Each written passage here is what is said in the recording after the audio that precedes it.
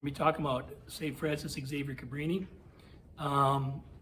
She is a saint that until about 12 years ago I never heard of.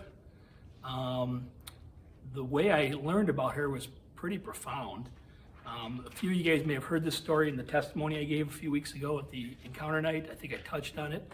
But basically what happened was I was on a business trip to Denver, Colorado. And I had a meeting about 15-20 miles west of Denver, up in the mountains in a town called Evergreen. And on the way up I-70, I see this brown sign that says Cabrini Shrine. And I'm like, I don't know what that is.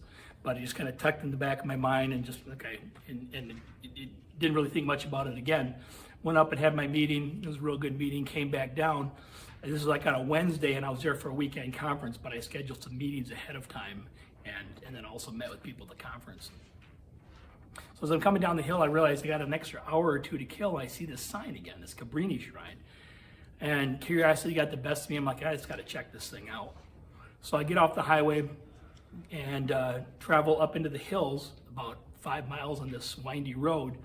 And all of a sudden I come upon this area where there's like some buildings and it looks like a church and this big stone house thing. And I'm just like, well, this is interesting. So I went down there and I realized there's just this little settlement almost of things. And so I just started wandering around, and there was a chapel, there was a church up on this one hill, but then there's this little chapel, and there was a rosary garden, and then I saw this staircase going up a big hill, and at the top I could see this statue. It looked like just this big white statue. So I started poking around. I wound up going up the stairs, and there was Stations of the Cross going up the stairs. And then after that, there was the 15 traditional mysteries of the Rosary, and all the way up this hill, and you get to the top, and there's this giant statue. It turns out it's like 22 feet tall of the Sacred Heart of Jesus, big white statue.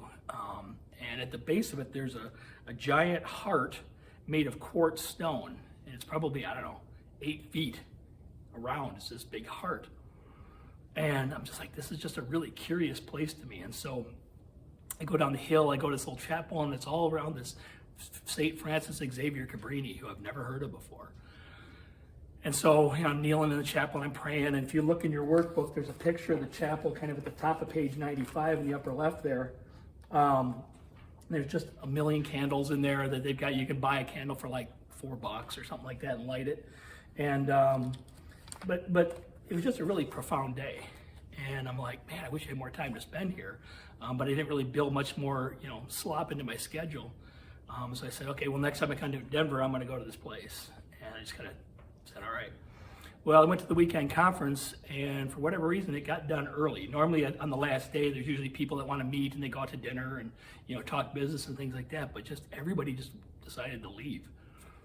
So suddenly I had my Saturday afternoon open because I wasn't flying home until Sunday morning. And so I went back up to the shrine, and I spent the whole afternoon, and I went back up that hill and did the Stations of the Cross and prayed the rosary all the way up the hill and went around this rosary garden and just spent some time. There was this one place down by the rosary garden where there was this trough. I think there's a picture of it in here. Yeah, it's at the bottom of page 95, that lower left picture, and there's just like a sink. And I'm like, what's this sink thing? There's a little plaque there, and it says, on this date, something, 1912, Mother Cabrini struck a rock with her staff and water came out. I'm like, what? And so they were looking for water up here, and she literally miraculously found water up here. So I really was intrigued by this saint who I'd never heard of before. So when I got done, I went down to the gift shop and I purchased this picture right here of Mother Cabrini, and I also purchased this necklace that had a crucifix. It was one of the tight ones that had like puka beads or something like that, but then it had this crucifix right here. And up to this point, if I ever wore a crucifix, it was way down inside my shirt, but this thing's like right at my throat.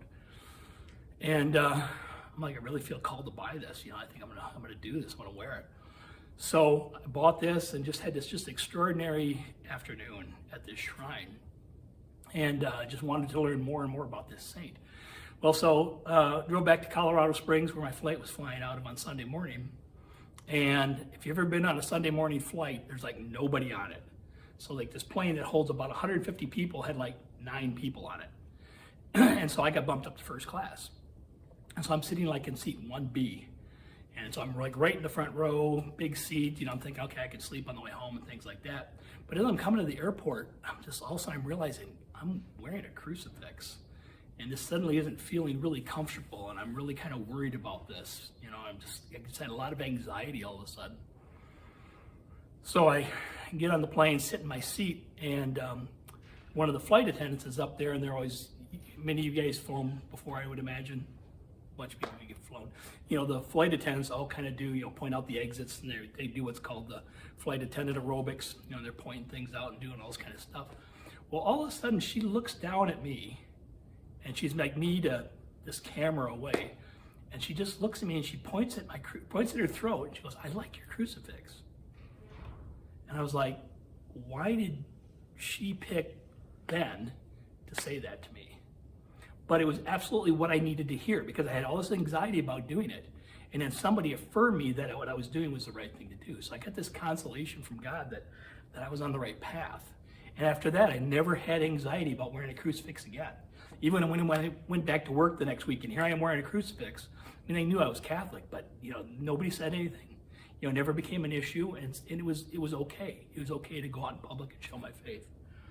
So over the years, I got to know Frances Xavier Cabrini a little bit. There's a shrine of her in New York City as well. I got to go to New York like once or twice a year. So when I went out to New York City, I built a little time in my schedule, and I took about a 45-minute subway ride up to the northern tip of Manhattan Island and saw her shrine there too. And it's just really cool. There's a picture of that one. If you look at the bottom right corner on there, you'll see this picture of an altar, and below the altar is a glass coffin, and in there is Mother Cabrini. Her body's in there. And so it seems kind of weird, but that's what we do as Catholics, right? So anyway, so I got to know more and more about this saint, and I realized as I learned more about her what an extraordinary life she had, and she had this really been having this profound effect on me over time. And so I picked up this book here, Too Small a World, at that shrine, and began reading it, and her life was just really amazing. Which you wouldn't think, okay, she's a nun, right? How amazing could a nun's life be? But she really led a very extraordinary life.